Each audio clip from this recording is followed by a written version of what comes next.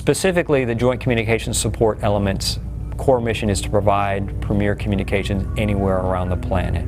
So that might be from a ship, that might be from an airplane, that might be on the ground. So we are essentially the first responders for any emergency around the planet.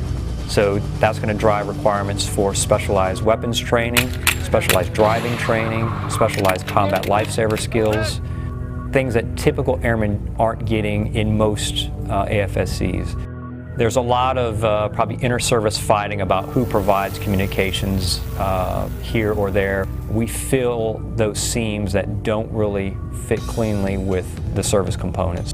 I know for a lot of people, like, we don't think about communications. It's a support element. You know, it's a support function.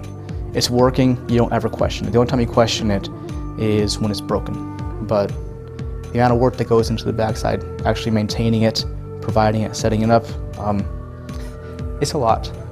It is one of the three basic tasks probably in the military: move, shoot, and communicate. So before you can do moving and shooting, you have to be able to establish communications with whoever's going to do that. So essentially, if you can't communicate, then everything else breaks down.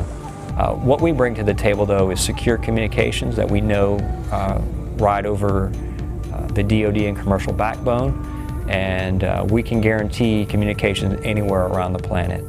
And I would say internally to JCSE, the phrase would be, make it happen. Well, we don't do this. Well, make it happen. And if it's something really outside the realm of the normal, they'll come to us and say, how can we do this? And we'll engineer the solution and pass it on to the team, and they'll implement it. We operate in some pretty dangerous locations around the planet. They typically get specific shooting courses, weapons familiarization, a lot more than our typical Air Force requirements.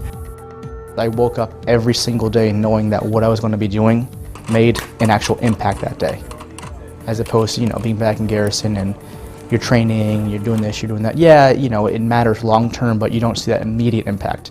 Down there, if something happened and we didn't fix it right away, there was an impact. The Joint Communications Support Element, in my mind, is the premier organization to work with when you talk about all services and all components. So there is no other organization that is like what we do. We are all equals in treatment, so this is really a model for the future of the Department of Defense.